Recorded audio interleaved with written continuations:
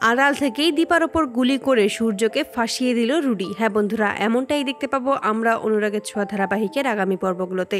দীপাকে Rudi তার ডেরায় নিয়ে আসে। সেখানে এসে যখন দেখতে পায় যে উর্মিকে একটা চেয়ারের সাথে বেঁধে রেখেছে আর তার পাশে জ্বলন্ত আগুন রেখে দিয়েছে, তখনই দীপা চিৎকার করে ওঠে আর বলেছে, আমার বোনকে ছেড়ে দাও, তোমাদের শত্রুতা তো আমার সাথে, তাহলে তুমি আমার বোনকে কেন ধরে রেখেছো? কুন্তলা তখন বলে, দীপা সেনগুপ্ত আগেই মরে গেছে, এখন আছিস তোরা দুই বোন, আজকে তোরা দুই বোনও এখানে শেষ হয়ে যাবি। দীপা তখন চিৎকার করে বলে ওঠে, আমার বোনকে প্লিজ তোমরা ছেড়ে দাও, তোমরা যা বলবে আমি সেটাই করব। কিন্তু কুন্তলা ও রুডি কোনো কথাই শুনে না। উর্মিকে মারতে যাবে, ঠিক সেই সময়ই দীপা কৌশলেই উর্মিকে বাঁচিয়ে নেয়। ঠিক সেই মুহূর্তে সেখানে সূর্য এসে পৌঁছয় এবং সূর্য বলে যে, দীপা তুমি উর্মিকে ছাড়িয়ে নাও। এই বলেই উর্মিকে জ্বলন্ত আগুনের ভিতরে গিয়েই ছাড়িয়ে নেয়। উর্মিকে বাঁচিয়ে যখন বাইরে নিয়ে আসে, তখনই উর্মি নিজের হাতে লাঠি তুলে নেয় এবং কুন্তলাকে আচ্ছা মতো ধুলাই করে।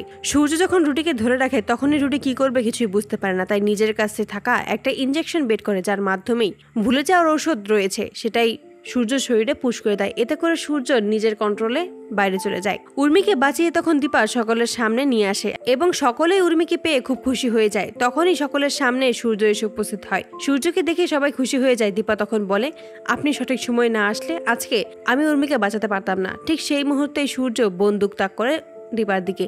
এতে করে সবাই অবাক হয়ে যায়। দীপা তখন বোঝানোর চেষ্টা করে সেই তার দীপা, কিন্তু সূর্য কোনো কথাই শুনে না। সোনা রূপা দুজনেই বলতে থাকে যে, বাবা তুমি এই কাজটা করো না, তুমি বন্দুক নিচে নামিয়ে ফেলো। কিন্তু সূর্য কারো কোনো কথা না শুনেই বলে যে, আজকে খেলা এখানেই শেষ হয়ে যাবে। অপরদিকে দেখানো হয় যে আড়ালেই লুকিয়ে থাকে রুডি ও কুন্তলা। রুডি তখন বলে, এভাবে আমি সবকিছু শেষ হতে দিতে পারি না, এবার আমি দীপা সেনগুপ্তকে মেরে সূর্য সেনগুপ্তকে ফাঁসিয়ে দেব।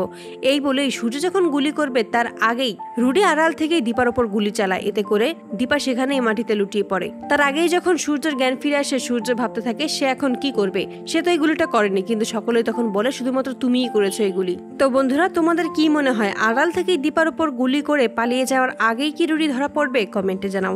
আর নিয়মিত আপডেট পেতে আমাদের চ্যানেলটি এক্ষুনি সাবস্ক্রাইব করে পাশে থাকো। ধন্যবাদ।